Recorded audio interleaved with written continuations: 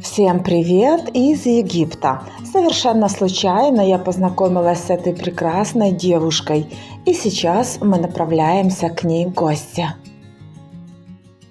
Да, все у нас сложилось, конечно, очень интересно. В Египте мы побывали впервые в 2009 году, когда дочке было еще 3 года, и с первого же раза влюбились в нее. И практически каждый год мы бывали в Египте на отдыхе. И в последний раз, в 2024 году, мы приехали всей семьей, уже 2 детей у нас, и мы гуляли на променаде Марина. И там мы шли с моей дочерью, и я сказала вслух: хорошо бы здесь приобрести квартирку. И вот так сегодня все очень быстро случается в этой жизни. Поэтому стоит, конечно, следить за своими словами, за своими мыслями. Все в этой жизни происходит очень быстро, и это важно. Что излучаешь, то и получаешь. Такой вот интересный процесс. Мы занялись поисками квартиры с октября месяца, и вот в январе мы уже въехали сюда впервые как собственники. Чем вы занимаетесь в Германии? В Германии мы живем с 2005 года. Как попали туда в это время? Мы приехали как беженцы. По линии отца моего мужа. Там он сделал вызов, и нас пригласили. Но начиналось все, конечно, не очень просто. Я закончила юракадемию в Харькове и поехала с такими мыслями, что я продолжу себя в этой сфере. Я изучала язык, поступала дальше в университет. И к тому времени мы прожили уже 5 лет и все-таки решили, что нам пора иметь детей. И как альтернатива я выбрала для себя сферу фитнеса, потому что я в этом всегда, в принципе, была всю свою жизнь, с детства. И я закончила обучение на фитнес-тренера, и с 2011 года я уже стабильно в этой сфере работаю. Да. Молодец. Нравится Германия? В Германии нравится, да. В принципе, все прекрасно, но вот сейчас как-то вот атмосферка немножко назревает, даже не знаю. Но это в целом глобально, конечно. Вот. Не хватает нам времени на личную жизнь. Это, конечно, напрягает. То, что приходится много работать, Много да? работать, да. Вот мы работаем, я практически без выходных работаю. И с детьми хотелось бы больше времени проводить. Ну, вот как на перспективу мы, конечно, решили сделать такой ход, приобрести здесь жилье. Мы не знаем, как жизнь меняется. Сегодня все в мире меняется очень быстро. Поэтому все может так случиться, что Германия окажется не единственной страной, где мы будем жить. Вот как-то так. Но я вот слышала от других людей тоже, что в Германии приходится все время много работать. То есть так вот там поставлена система вот эта, да? Да, да. Ну, много, как вы знаете, сейчас людей и не работают, потому как налоги для тех, кто работают, колоссальные. И в итоге человек остается с той суммой, что он получает от социального обеспечения. Но здесь уже включается вопрос того, кто ты. Кто ты в жизни, что ты делаешь.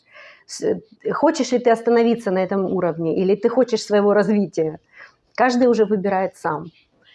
Как бы я считаю, что жизнь так многогранна, что сидеть на месте – это очень скучно. Да. Мне так понравилось, как вы сказали. Я говорю, это у вас свои волосы? А как вы сказали, да, мои. Я так много работаю, что... Что мне некогда ходить на стрижку. Да, на стрижку. Ну, шикарно. Такая настоящая Спасибо. Украиночка. Прям Спасибо. приятно. Да. То есть, а как дети вот, значит, приживались там? Дети родились там. В Германии? Да. Они в Германии. родились там, у них гражданство. Мы тоже получили немецкое гражданство впоследствии, а они уже при рождении. А как вот способ получения гражданства? Что для этого надо? Для этого на тот момент, сейчас же очень много нововведений вследствие того, что люди приезжают из-за происходящих событий. На тот момент нужно было прожить 10 лет, иметь работу, полностью себя обеспечивать. И, в принципе, этого было достаточно. Сдать, конечно же, языки. Знание языка и знание политики и истории.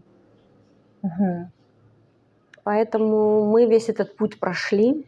Это Мгм. было, конечно, тоже непросто. Тяжело язык Тяжело изучать? было. Да? Было тяжело. Сколько вы изучали язык? Ой, мы его до сих пор изучаем. Да? Да, мы вот приехали в 2005 году, и мы начинали с нуля. В принципе, язык для меня был на тот момент неразделенными словами. Это звучала одна длинная песня, и ты не знаешь, где складываются буквы в слова, слова в предложения. Но на сегодняшний день, слава богу, уже более-менее как-то мы адаптировались. Но изучать язык, мне кажется, человек иностранный язык может всю жизнь. Ну, это да, это факт. Это да. Это точно. Хорошо, что вам там не нравится? Не нравится наш темп. Ваш темп, Темп, да. То есть, если ты остановился, ты на перспективу не сильно сможешь себе позволить. То есть, если ты хочешь развиваться, если ты хочешь что-то давать детям, то это, конечно, большие усилия. Налоги там большие, и все это как бы Мгм. на расходы А вот уходит. когда, допустим, пенсионный возраст у них начинается, и вот мне даже интересно, вот сколько там средняя... Пенсия? Да. Ну, возраст начинается с 67 лет, дай бог до него дожить каждому. Мгм. И, И у мужчин и женщин 67? 65 у женщин, 67 А. у мужчин. И раньше это было, конечно, лучше, так как люди получали зарплаты другие. И пропорционально, они тогда получали в марках, пропорционально сегодня это к евро, Мгм. пенсия неплохая была. Вот на сегодняшний день люди уже, новые пенсионеры, они не очень обеспеченные. Многие получают дополнительно социальные выплаты на коммунальные услуги, либо на прожиточный минимум. Ну, то есть не у всех пенсия достаточная. В этом плане тоже, да, не очень просто. Вот я удивляюсь иногда людям, ну, сейчас уже, наверное, эти вопросы отпали касательно того, как все там прекрасно, дешево и бесплатно. Но раньше люди задавали мне такие вопросы, что а почему вы не откроете свой бизнес, а почему вы там не реализуете себя в этой сфере, как в наших странах это было возможно? А все потому, что это съедают налоги. То есть ты в конце всего своего бизнеса, в конце года, ты можешь еще быть должен. Хотя по факту ты получаешь за месяц не больше, чем среднестатистическая зарплата. Ну вот так в целом. Мгм. Ну и, конечно же, расходы.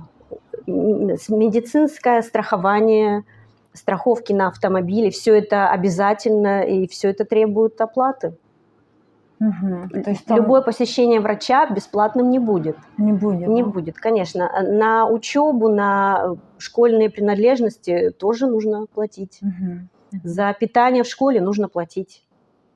Поэтому все не так легко и просто, но мы счастливы. Ну да, все вместе, Мы семья. счастливы, важно ставить цели, важно к ним стремиться, и всего можно добиваться. Мгм, Но мгм. что-то нужно делать. Ну да, да. Если получать социал, как многие живут годами, десятилетиями, и потом раз хотят, чтобы что-то все случилось в один миг, то вряд ли.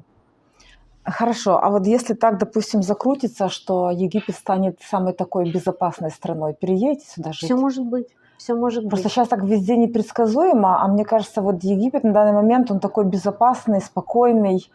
Тут Хургада, как вот вы заметили, ну, очень такая безопасная. Очень На каждом безопасно. шагу Да. ну, полиция стоит. На каждом шагу, вот так, если поездить по Хургаде, Да, я вот, заметила. и все между собой связаны, и то есть вот я себя тут чувствую так вот. Это прекрасно. Я, когда рассказываю о Египте в Германии кому-то, как здесь здорово и прекрасно, люди некоторые шокированы, они боятся. Я говорю, чего вы боитесь? У них абсолютно ошибочное представление о стране. Но Египет – это такая страна, либо ты влюбляешься в нее с первого взгляда, либо это не твое. Но это не может быть так, что все твое. Каждому свое, скажем так. Поэтому мы были влюблены в эту страну, и дети мои тоже. Да? Да. Вот моя дочь каждый раз, когда приезжает, она находится в таком уравновешенном, спокойном состоянии, и когда уезжает, у нее слезы. Да. А что вот везете в вкусненького из Египта? Из Египта? Ну, в основном это вот мед. Мед? Мне очень нравится мед с сотами. Сотами это, да? Который в фруктовых магазинах, да? Нет, в Гомло. В Гомле? Да, А, да. надо же. Финики. Финики, правда? Да. Ну, конечно же, масла. Арома масла, но настоящие арома масла. И вот если я их использую, то меня сразу спрашивают, что за парфюм. Да. Да. Вот. Да. И цена-качество, правда? Очень, очень классно. Мы знаем одну лавочку очень интересную на Шератоне. Да? Да. Ну, потом не скажете. И мы подсмотрели, что там покупают масла именно местные. Это же о чем-то говорит. Да, да, да. А вот такой вопрос. Ну да, тут же, если переехать сюда, здесь можно и тренировать, и все что угодно делать. Я рассматривала эту тему. Тут да. можно всегда себе заработать на жизнь. Причем тут вариантов очень много разных. Просто надо вот так рассмотреться, чем я Да. могу быть полезна вот этим Да, людям. да. Вот. А тут приезжих очень много. Если у кого-то нет профессии, они там кошечек передерживают, там выгуливают собачек, Наслышана. Мгм. там по дому помогают, приносят что-то. Ну вот, то есть, как бы, вот. Тоже Главное- интересная тема. Да, да, да. Мгм. Тут вот все приживаются. Ну вот так вот. Мне кажется, что здесь все-таки люди больше находят себя в том занятии, которое они любят. Да, Это немаловажно. да, которые они Я, к любят. счастью, тоже нашла себя в жизни и занимаюсь именно тем, что я люблю. И поэтому я не могу сказать, что я работаю работу. Я наслаждаюсь своей работой. А вы что преподаете? Я курсы преподаю, в основном групповые занятия. Это обширный спектр, как от силовых нагрузок, штанга, джампинг, Супер. функциональная тренировка, а также йога. То есть вы групповой тренер, да? Групповой тренер, Супер, да. супер. Я обожаю своих посетителей, я обожаю занятия. Какой бы ты усталый не пришел на свою работу, я всегда прихожу заряженная, наполненная. Да. Вот, поэтому, если ты любишь свое дело, ты себя везде найдешь. Да, это точно. Вы загорели так, все хорошенько. Да, нам повезло с погодой, хотя обещали тучи, но погода прекрасная. Мгм. А где родители?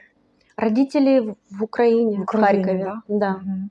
да. Сейчас как-то так, конечно, с этой темой сложновато.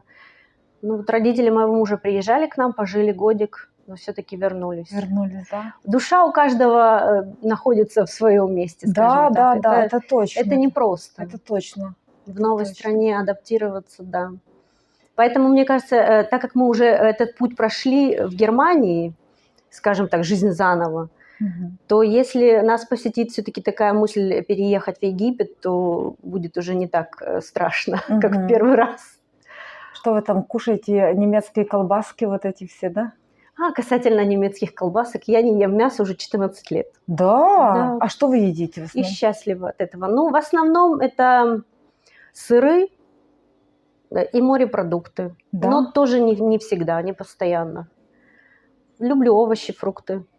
Ну, молодец. Поэтому так и И моя выглядите. слабость – это кофе. Да? Кофе, да. Кофе, к сожалению, я пью больше, чем надо. Больше, Да? чем стоило бы. Ну, это как бы должны быть какие-то слабости.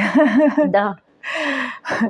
А мне вот было интересно, брошу я или нет, и вот пока 5 дней без кофе. Ну, то есть возможно. Я думала, невозможно. Возможно. Все, аскеза, да? Аскеза – это очень сильная вещь, да. Вещь.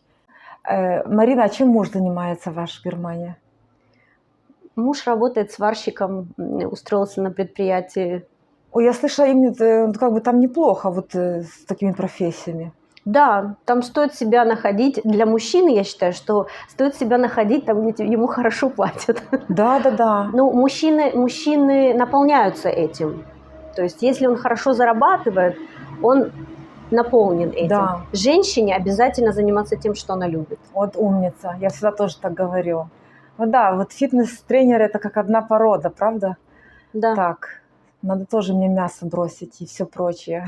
Но я считаю, что это не надо. Это либо есть этот позыв или нежелание, либо не стоит. Мгм. То есть Хорошо, а как вот вы отдыхаете там в Германии. Да. Отдых в Германии – это вообще отдельная тема. Отдых. Что такое отдых в Германии? Он вообще есть? Мне кажется, наш отдых в Германии – это отпуск в Египте. Да, ну так неплохо же ж. Да, ну и чем чаще, тем лучше, То есть конечно. насколько вы, получается, приехали? на неделю. На неделю, да? Больше это сложно себе позволить. Да. В плане того, что нужно идти на работу. Это вот такой маленький отпуск у Да. вас? И сколько таких отпусков по недельке? Ну, в этом году будет побольше. А так, в принципе, мы отдыхаем 2 раза в году. По недельке? По недельке, да. Да. Ну, мы и то счастливы на сегодняшний день. Да, А сколько у вас тренировок в день тогда? Около 5. Около 5 тренировок? Да. Там такие нагрузки колоссальные, да? Да. Так и Ну есть. хорошо, я спрошу, сколько вы зарабатываете? Я думаю, не стоит. Вообще, я хотела бы сказать всем людям. Для того, чтобы мир стал миром, людям стоит любить людей. Правда? Все просто. Я хочу пожелать людям, чтобы они как можно чаще думали о хорошем, чтобы они верили в это, потому что сегодня возможно все. Чтобы человек чувствовал себя счастливым, нужно немного. Нужно обязательно самореализация, чтобы человек Найти как бы себя. роман со своим любимым делом.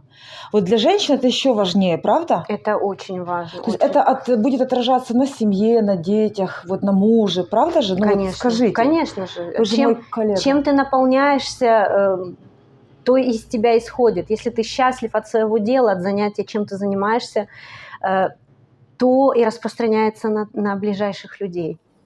То есть энергетика, мне кажется, скоро самым ценным это будет энергия у людей. Энергетика – это, как бы сказать, неописуемый процесс, но в то же время очень ощутимый. Да. Поэтому это очень важно. Надо беречь себя от непонятных мыслей, непонятных людей, как это не есть дерьмо и не дружить с дерьмом, правда? Это однозначно, да. И избавляться от страхов. Страхи – это тот фактор, который делает нас уязвимыми, больными.